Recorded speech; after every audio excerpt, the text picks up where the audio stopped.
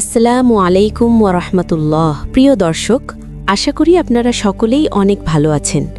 আমাদের চ্যানেলটিতে প্রতিনিয়ত ইসলামিক এবং শিক্ষণীয় ভিডিও ছাড়া হয়, তাই লাইক, কমেন্ট এবং সাবস্ক্রাইব করবেন আশা করি। চলুন ভিডিওটি শুরু করা যাক।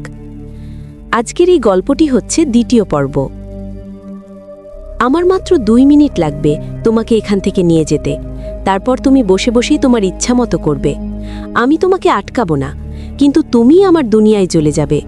আমার এলাকায়, যেখানে আমার রাজত্ব চলে, সেখানে তুমি আমার হাতের পুতুল হয়ে থাকবে। মেয়েটি ভয়ে কাঁপতে লাগল। সে কাতর হয়ে বলল, না, তুমি আমাকে কিছু করো না। তুমি যা বলবে তাই আমি করব। জিনটি তার কথায় হাসল এবং বলল, তোমাকে আমার থেকে ভয় পাওয়ার প্রয়োজন নেই। তুমি তো বোকা। শুধু তুমিই তো আমার হৃদয় শাসন করো। তুমি চাইলে আমাকে দিয়ে সব কিছু করাতে পারো, শুধু ভালোবাসা ও মহব্বত দিয়ে। কিন্তু যদি জেদ করো, তবে মনে রেখো আমি তোমার চেয়েও বেশি জেদি। মেয়েটি মাথা নেড়ে বলল, ঠিক আছে, আমি আজ থেকে তোমার সাথে জেদ করব না, কিন্তু তুমি আমাকে কোথাও নিয়ে যেও না। আমি আমার আম্মার সাথে থাকতে চাই, তাদের সেবা করতে চাই। আমার বাবার ছায়া আমার মাথা থেকে উঠে গেছে। আমার আম্মা একা। আল্লাহর জন্য তুমি এমন করো না। জিনটি কিছুক্ষণ চুপ থেকে বলল, ঠিক আছে, কিন্তু বিয়ে তো তোমাকে করতেই হবে, এবং তুমি আমাকেই বিয়ে করবে। যদি তুমি অন্য কারোর কথা ভাবো বা তোমার আম্মাকে অন্য কারোর কথা বলো, তবে আমি তোমার একটি কথাও শুনব না। এসব কথা বলে সে হঠাৎ ধোঁয়ার মতো অদৃশ্য হয়ে গেল। মেয়েটি সেখানে কাঁপতে লাগল।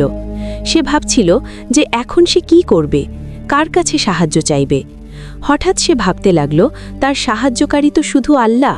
সে সিদ্ধান্ত নিল যে সে তার রব ছাড়া অন্য কারো কাছে সাহায্য চাইবে না।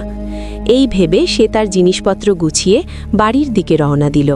কিন্তু জানি না কেন বাড়ি যাওয়ার মন করছিল না। পথে একটি সুন্দর বাগান ছিল, যেটি সে সবসময় দূর থেকে দেখত, কিন্তু আজ তার সেখানে যাওয়ার ইচ্ছা হলো। সে বাগানে প্রবেশ করল। সেখানকার ফুলগুলি খুব সুন্দর ছিল, যেন এই পৃথিবীর বাইরের। সে ভাবল যে এর আগে কখনো তার চোখ এই ফুলগুলির উপর পড়েনি। সেখানে কোনো মালিও ছিল না, তাহলে এই ফুলগুলি এখানে এলো কোথা থেকে? হালকা হালকা বাতাস বইছিল, ঠান্ডা বাড়ছিল এবং কুয়াশাও পড়তে শুরু করেছিল। সে ভাবল যে কিছুক্ষণ এখানে শান্তিতে বসা যাক। সে অনুভব করল যে এই জায়গার মতো শান্তি সে কোথাও পায়নি। তখনই সেখানে একজন বৃদ্ধ এলেন এবং আরামে বসে গেলেন। তার মুখ এতটাই উজ্জ্বল ছিল যে মেয়েটির চোখ তার দিকে তাকাতেই চমকে উঠল। সে অবাক ছিল যে একজন সাধারণ মানুষের মুখ এত নুরানি কিভাবে হতে পারে। সময় দ্রুত কাটছিল এবং তার খেয়ালই হয়নি যে সন্ধে হয়ে গেছে। হঠাৎ সেই বৃদ্ধ তার দিকে তাকালেন এবং হাসলেন। মেয়ে, তুমি কে? তুমি তো খুব সুন্দর। মনে হচ্ছে যেন পরীর রাজকন্যা অন্য কোনো জগৎ থেকে এসেছে। মেয়েটি হাসল এবং বলল, আমিও ভাবছিলাম যে আপনি হয়তো অন্য কোনো জগৎ থেকে এসেছেন। বৃদ্ধ হাসলেন, তুমি ঠিকই ধরেছ। তোমার মধ্যে সেই শক্তি আছে যা অন্য জগতের মানুষদের চিনতে পারে। আমিও আল্লাহর সৃষ্টি, এবং আমি এখানে এসেছি আমার ছেলের ক্ষমা চাইতে। মেয়েটি চমকে গেল। বৃদ্ধ বললেন, আমি জিনদের রাজা। যখন আমি আমার এলাকার মানুষদের কষ্টে দেখতে পারি না, তখন তুমি তো মানুষদের এলাকা থেকে এসেছ এবং আমার ছেলের পছন্দ হয়েছ। আমি জানি যে সে তোমাকে অনেক কষ্ট দিয়েছে, কিন্তু সে এটা অজান্তেই করেছে। আমি তাকে অনেক বকাবকি করেছি, কিন্তু এখন আমি তোমার কাছেও ক্ষমা চাইতে এসেছি। মেয়ে, আমার ছেলেকে ক্ষমা করে দাও। বৃদ্ধ দীর্ঘশ্বাস ফেললেন এবং বললেন, যদি তুমি তাকে ক্ষমা না করো, তবে আমাকে তাকে আমার এলাকা থেকে বের করে দিতে হবে। আমাদের এখানে এমন কেউ থাকতে পারে না যে মানুষদের ভয় দেখায়। আমরা তো ভালোবাসা ও মহব্বত বিলি করি। যদি আমাদের এলাকাতে কেউ এমন করে, তবে তাকে খুব কঠোর শাস্তি দেওয়া হয়। বলো মেয়ে, তুমি তাকে ক্ষমা করে দেবে? এটা এমনভাবে বোঝো যে তোমার বাবা তোমার কাছে কিছু চাইছে। বৃদ্ধের কথা শুনে মেয়েটির চোখে পানি চলে এলো। জিনদের রাজা বললেন, যদি তুমি বিয়ের জন্য হ্যাঁ বলো, তবে আমাদের এলাকার বড় সমস্যার সমাধান হবে।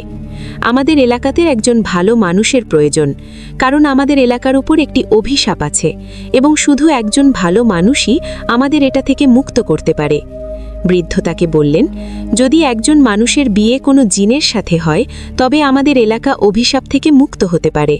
বলো মেয়ে, তুমি কি আমার ছেলের সাথে বিয়ে করবে? তুমি কি আমাদের এই অভিশাপ থেকে মুক্ত করবে? মেয়েটি এই কথা শুনে স্তব্ধ হয়ে গেল।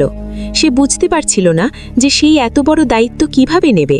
সে বলল, আমি এতটা যোগ্য নই এবং এত বড় দায়িত্ব নিতে পারবো না।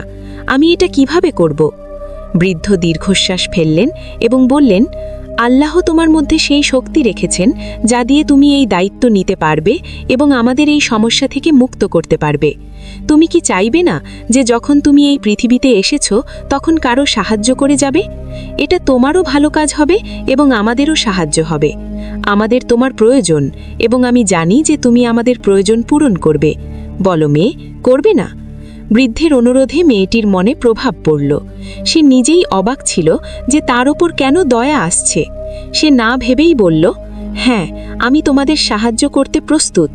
এই কথা বলার সাথে সাথেই সে অনুভব করল যে সে যেন কোনো বিভীষিকার মতো অবস্থায় আছে। সে বিশ্বাসই করতে পারছিল না যে সে এই সিদ্ধান্ত নিল। মনে হচ্ছিল যেন কেউ তার মুখ দিয়ে এই কথা বলিয়ে দিয়েছে।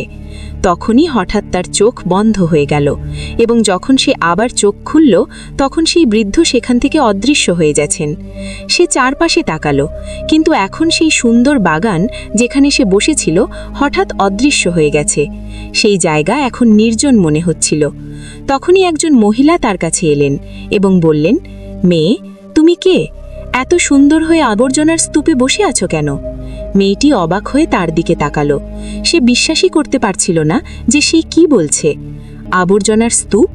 মেয়েটি নিজেকে প্রশ্ন করল, এটা তো এখনও একটি সুন্দর বাগান ছিল। কিন্তু যখন সে আবার চারপাশে তাকালো তখন তার চোখ ছানা বড়া হয়ে গেল। সেখানে সত্যিই আবর্জনার স্তূপ ছিল। এখন সে সেই দুর্গন্ধ অনুভব করতে শুরু করলো যেটা আগে সে জানত না। সে ভয়ে সেখান থেকে উঠে দ্রুত তার কাপড় ঝাড়তে লাগলো। সে নিজেকে ঘৃণা করতে লাগলো যে সেই নোংরা জায়গায় কেন বসে গেল। সে দৌড়ে বাড়ি পৌঁছল এবং কিছু না বলে সরাসরি বাথরুমে চলে গেল। তার মা চিন্তিত হয়ে পিছন পিছন এলেন এবং দরজার বাইরে দাঁড়িয়ে জিজ্ঞাসা করতে লাগলেন, ফাতিমা, কি হয়েছে? তোমার শরীর তো ঠিক আছে? আগে তো তুমি কখনো এমন আচরণ করনি। এসেই বাথরুমে ঢুকলে কেন? সব ঠিক আছে তো? মেয়েটি বাথরুমের ভিতরে কাঁদছিল। সে জোরে বলল, কিছু ঠিক নেই আম্মা, আমার মনে হচ্ছে আমি পাগল হয়ে যাব। আমি বুঝতে পারছি না যে আমার সাথে এসব কি হচ্ছে। মনে হচ্ছে যেন আমি কোনো ভয়ানক স্বপ্ন দেখছি। আম্মা ভয় পেলেন। তিনি বললেন, বাইরে এসো ফাতিমা, পুরো কথা বলো। মেয়েটি বাইরে এলো এবং কাঁদতে কাঁদতে আম্মাকে সব ঘটনা বলল। আম্মা মাথা ধরে বসে পড়লেন এবং কাঁদতে কাঁদতে বললেন, এটা কি হচ্ছে আমাদের সাথে? মেয়েটি বলল, আম্মা, আমি নিজেও জানি না। আমি খুব বিপদে আছি। আমার মনে হচ্ছে আমাদের কোনো পীর বাবার কাছে যাওয়া উচিত। আম্মা সম্মতি দিলেন এবং বললেন, চলো আমরা দাতা দরবারে যাই। সেখানে কোনো পীর সাহেবকে জিজ্ঞাসা করব যে তোমার সাথে এসব কি হচ্ছে। কিন্তু মেয়েটি তাড়াতাড়ি না করে দিল। না আম্মা, আমি সেখানে যাব না। জানি না কেন, জানি না, তাদেরকে আমার ভালো লাগে না। আম্মা অবাক হয়ে বললেন, তোমার মাথা তো ঠিক আছে। তারা সব আল্লাহর ভালো এবং ইবাদতকারী বান্দা। মেয়েটি আবার বলল, আম্মা, যাই হোক, আমি সেখানে যাব না। আমি আমার রবের কাছে সাহায্য চাইতে চাই। যখন তিনিই দানকারী তখন আমার অন্য কারো কাছে যাওয়ার প্রয়োজন কি? আম্মা দীর্ঘশ্বাস ফেললেন এবং জিজ্ঞাসা করলেন, তাহলে তুমি কি চাও? মেয়েটি উত্তর দিল, আম্মা, আমরা কোনো মৌলবী সাহেবের কাছে যাই। তাদের কাছে কোনো ওয়াজিফা জিজ্ঞাসা করি বা কোনো কুরআনের আয়াত যা আমার সাহায্য করতে পারে। আম্মা তার কথা মেনে নিলেন এবং বললেন, ঠিক আছে, আমরা পাশের মসজিদের মৌলবী সাহেবের কাছে যাই। পরের সকালে মেয়েটি এবং তার আম্মা পাশের মসজিদের মৌলবী সাহেবের কাছে যাওয়ার জন্য বেরিয়ে পড়ল। তারা আশা করছিল যে হয়তো এখন এই সমস্যার কোনো সমাধান পাওয়া যাবে। কিন্তু কি সত্যি তাদের সমস্যার সমাধান হতে যাচ্ছিল? যখন সে তার অবস্থা ইমাম সাহেবকে বলল তখন তিনি গভীর চিন্তায় পড়ে গেলেন। তিনি কিছুক্ষণ চুপ থেকে চিন্তা করলেন, তারপর বললেন, তোমরা জুমার রাতে আমার কাছে আসো। আমি দেখব যে এই বিষয়ে কি করা যেতে পারে। ফাতিমা বাড়ি এসে তার আম্মাকে বলল যে সে কিছুদিন কাজে যাবে না। আম্মা সম্মতি দিলেন এবং বললেন, কোনো সমস্যা নেই। হতে পারে যে বেশি কাজের কারণে তোমার মাথা ক্লান্ত হয়ে গেছে, তাই তোমার এইসব অনুভূতি হচ্ছে। ফাতিমাও ভাবল যে হয়তো এটাই কারণ, তাই সে পরের কয়েকদিন বাড়িতেই থাকল। না সে কোথাও গেল, না আম্মা তাকে যেতে দিলেন। শেষ পর্যন্ত জুমার রাত এলো। ফাতিমা তার আম্মার সাথে আবার ইমাম সাহেবের কাছে গেল। তিনি বসার ইশারা করলেন এবং বললেন, আমি তোমার সাথে কিছু গুরুত্বপূর্ণ কথা বলতে চাই।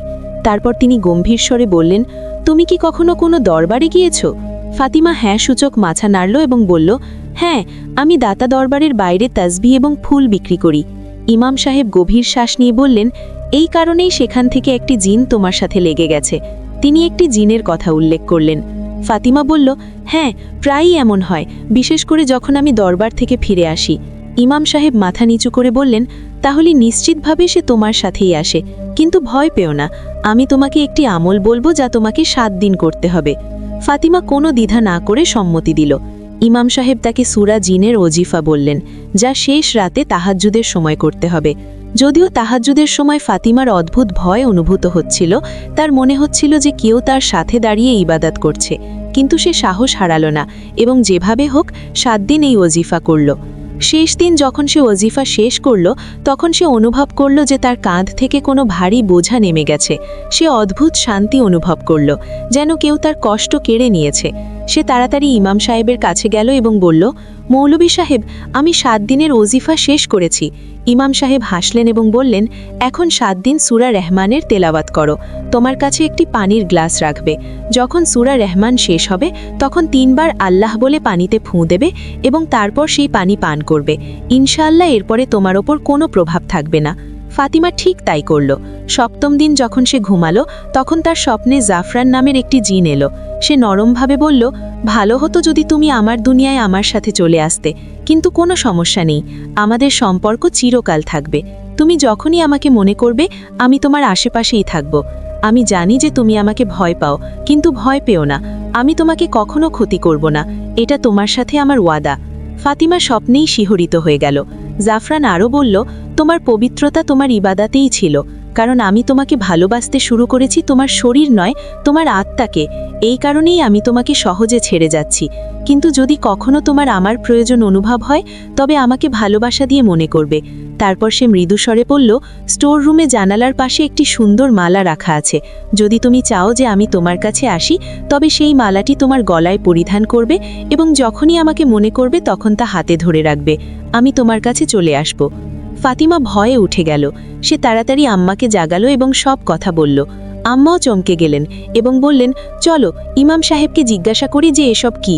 যখন তারা ইমাম সাহেবের কাছে পৌঁছল, তখন ফাতিমার পুরো কথা শুনলেন এবং গম্ভীরভাবে বললেন, সে কোনো খারাপ আত্মা ছিল না, বরং ভালো জিনদের মধ্যে থেকে ছিল। এই কারণেই সে তোমার কোনো ক্ষতি করেনি, বরং তোমার সাহায্যের পথও দেখিয়ে দিয়েছে।